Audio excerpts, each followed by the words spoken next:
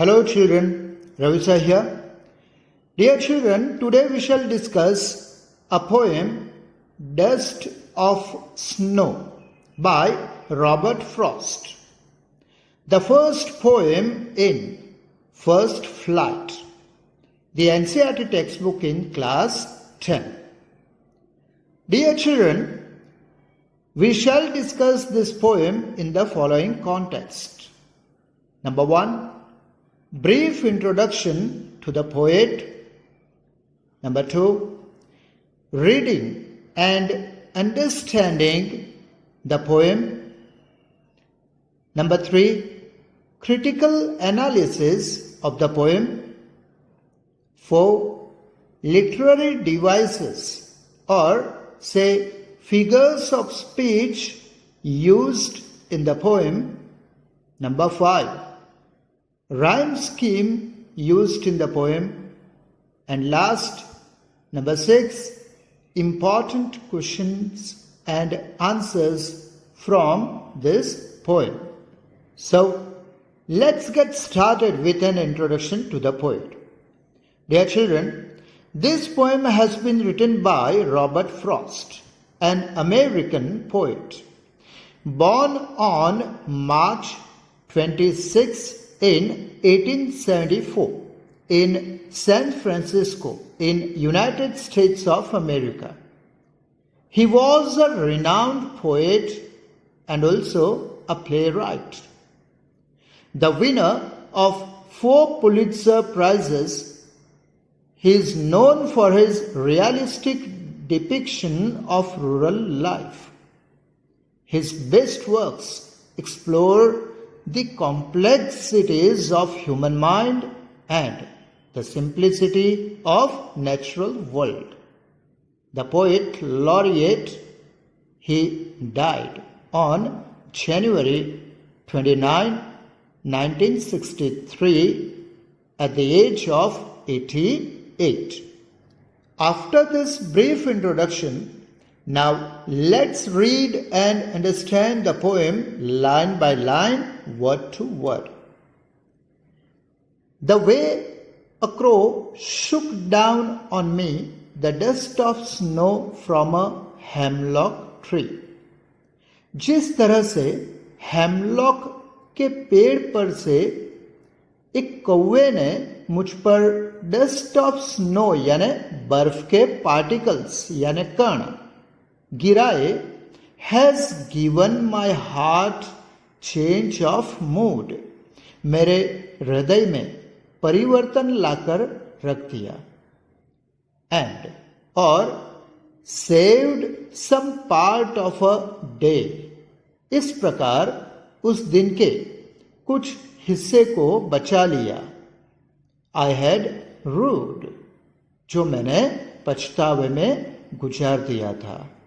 आसान शब्दों में कहें तो पोएट जो पहले से ही किसी कारण से उदास थे, वे एक हेमलॉक पेड़ के नीचे शायद बैठे होंगे और उसी बीच एक कौवा जो पेड़ पर बैठा होता है वो कुछ मूवमेंट, कुछ हरकत करता है और उससे पेड़ पर से बर्फ के कुछ पार्टिकल्स नीचे बैठे हुए पोएट पर आ गिरते हैं और इस वजह से पोएट का दिल जो अब तक उदास था उसमें चेंज, परिवर्तन आ गया.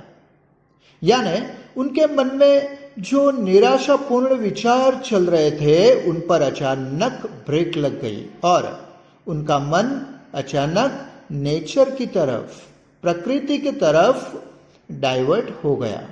और इस तरह पोएट का पूरा दिन जो अब तक उन्होंने पछतावे में गुजार दिया था, उसका कुछ हिस्सा इस घटना के कारण बच गया.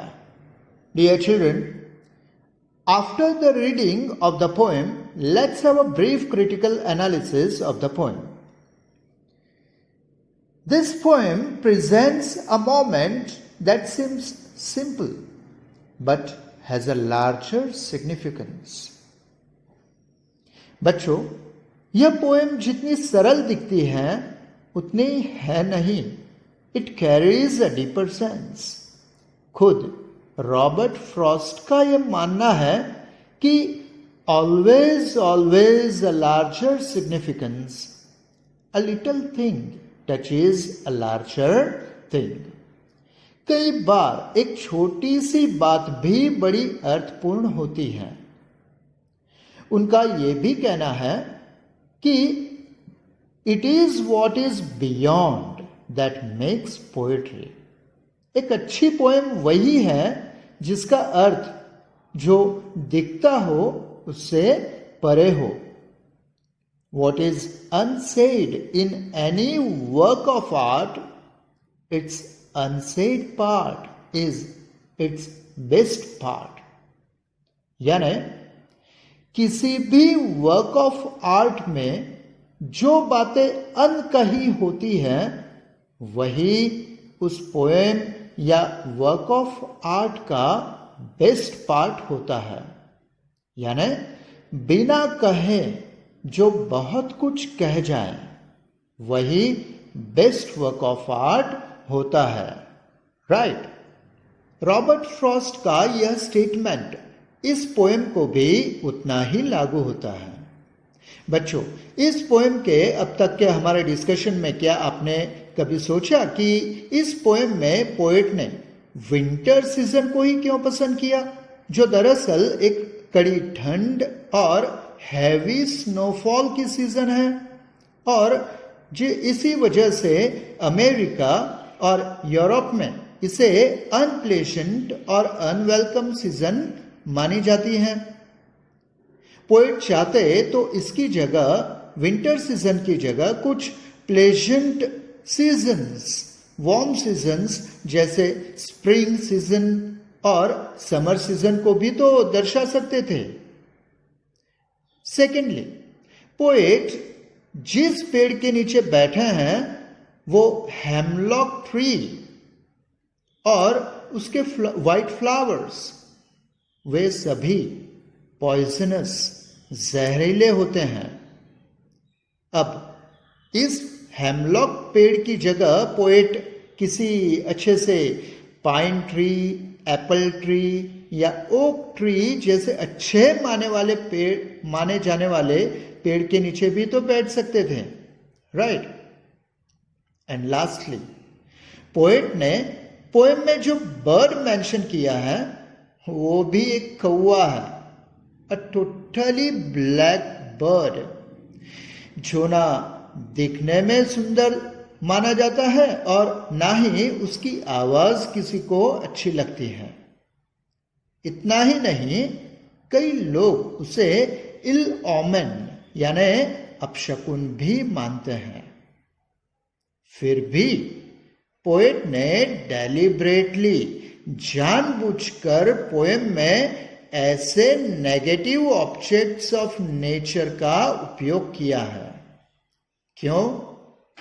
क्योंकि ये नेचुरल एलिमेंट्स पोएट की मेंटल कंडीशन, उनकी सैडनेस और उनकी इनर सफरिंग को रिफ्लेक्ट करते हैं, दर्शाते हैं. They are the mirror images of the poet's inner self. Right?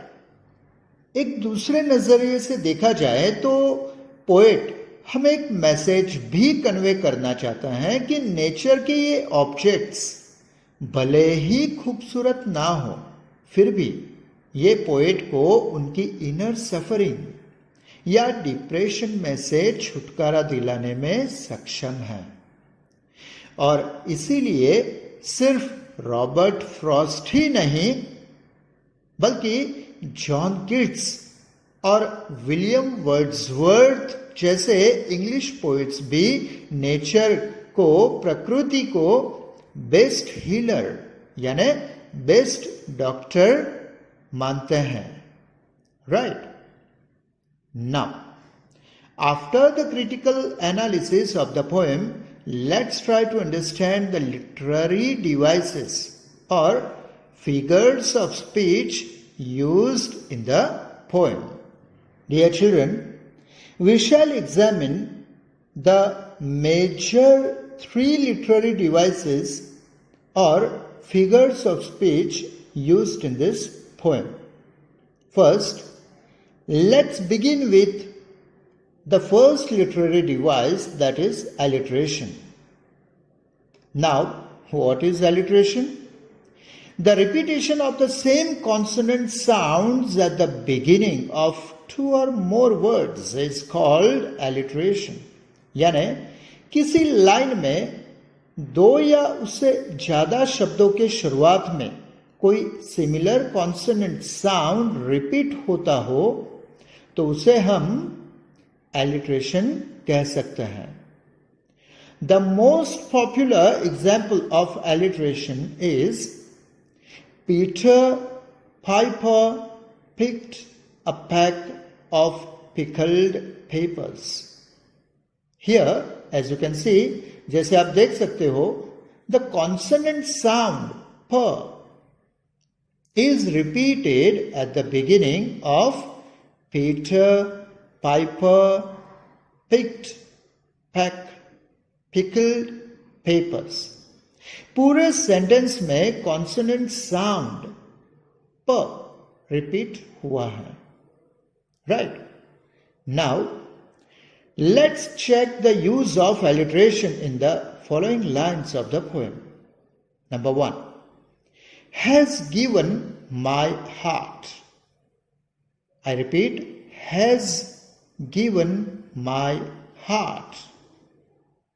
बच्चों, हमारी पोएम की इस लाइन में हैज एंड हार्ट के शुरुआत में कॉन्सोनेंट साउंड ह रिपीट हुआ है और इसीलिए हम कह सकते हैं कि पोएम की इस लाइन में alliteration का इस्तेमाल हुआ है. Right. Now let's take another example of alliteration in this poem. Number 2. And saved some part. Children, can you tell me which consonant sound is repeated here? Yes, you are right. The consonant sound s is repeated here and therefore it is also an example of alliteration. Okay. Dear children, after the alliteration, let's see another figure of speech, literary device in the poem, that is synecdoche. Yes, it is how it is pronounced, synecdoche. First, let's try to understand what synecdoche is. Dear children, when a small part refers to the whole object or when the whole object refers to its small part, then this kind of literary device is called synecdoche. यानी जब किसी object का एक छोटा सा हिस्सा पूरे object को दर्शाता हो या तो कोई पूरा ऑब्जेक्ट उसके किसी छोटे पार्ट को दर्शाता हो तो उसे हम synecdoche कह सकते हैं. For example, uneasy feels the head that wears a crown. वो सिर जो ताज पहनता है वो सुकून से नहीं रह सकता. बच्चों, यहां अनइजी सिर्फ हेड फील कर रहा है? नहीं, whole body, whole personality uneasy feel कर रही है. सो यहां a part of body head represents the whole personality, right? So this is an example of synecdoche. Let's take another example of synecdoche for your better understanding. Australia lost by 6 wickets. यहां Australia जो एक देश का नाम है वो उसकी cricket team को रिप्रेजेंट करता है, यानी एक होल ऑब्जेक्ट ऑस्ट्रेलिया उसके एक छोटे पार्ट क्रिकेट टीम को रिप्रेजेंट कर रहा है, इसलिए इसे भी हम सिनेक्डकी ही कहेंगे, right? Now let's try to identify the use of synecdoche in this poem, Dust of Snow. Has given my heart a change of mood. यहां चेंज ऑफ मूड सिर्फ हार्ट में ही नहीं बल्कि पोएट की पूरी पर्सनालिटी में आया है। इस प्रकार यहां हार्ट पोएट की पूरी पर्सनालिटी को रिप्रेजेंट कर रहा है। That's why this is an example of synecdoche, right? Dear children, after the alliteration and synecdoche, let's try to understand metonymy. When a word or object refers to some specific concept or idea, then it is called metonymy. जब कोई word या object किसी concept या संकल्पना की तरफ निर्देश करता है तो उसे मेटोनिमी कहते हैं। For example, the crown represents what? Power, duty. The house represents the House of Parliaments. When we say the pen is mightier than the sword, here the pen refers to an act of writing, while the sword refers to the military aggression. Right? After understanding the meaning and use of metonymy, let's try to identify the use of metonymy in our poem Dust of Snow. Number 1, the way a crow shook down on me. Here, a crow represents the concept, the idea of an ill omen, bad luck, right? Secondly, the dust of snow from a hemlock tree. Here also, a hemlock tree represents an ill omen. Right?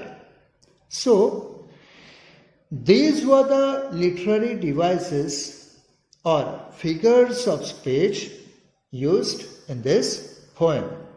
After the literary devices or figures of speech, now let's examine the rhyme scheme in the poem. A rhyme scheme is the pattern of sounds that repeats at the end of a line or stanza. Dear children, as such, there are about 10 different poetry rhyme schemes in English grammar. लेकिन समय के अभाव के कारण हम इस समय सिर्फ डस्ट ऑफ स्नो की राइम स्कीम देखते हैं। ओके, पहले हम फर्स्ट लाइन में लास्ट वर्ड क्रो के लिए ए लिखते हैं।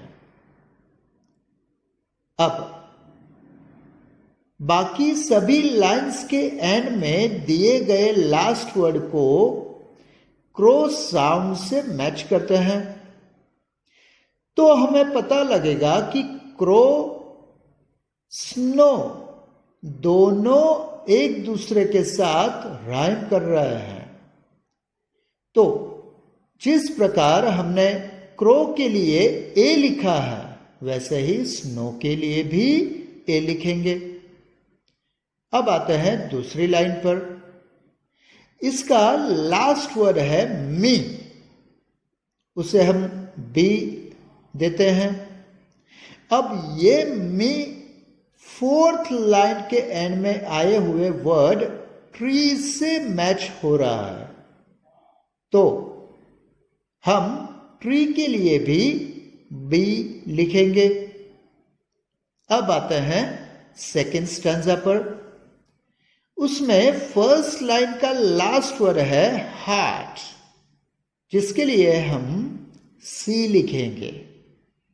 अब ये हार्ट थर्ड लाइन के लास्ट वर्ड पार्ट से मैच हो रहा है, तो इस पार्ट के लिए भी हम सी ही लिखेंगे। सेकेंड लाइन, सेकेंड स्टैंजा के सेकेंड लाइन का लास्ट वर्ड है मूड, उसके लिए हम डी लिखते हैं। अब ये मूड लास्ट लाइन के लास्ट वर्ड रूड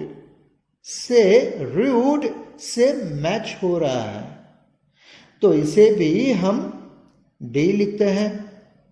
तो बच्चों, अब आप देखोगे कि इस पोएम की राइम स्कीम है A B C D. Right children, after the rhyme scheme, let's come to our last point, that is important question answers from this poem. Dear children, for this you simply have to click open the description box, and there you will find the ready notes for all the most important question answers from this poem. Right. So, dear children, that's all in today's session. See you soon with a new topic and a new hope of learning something new. Till then, wish you all the very best with today's learning. Bye.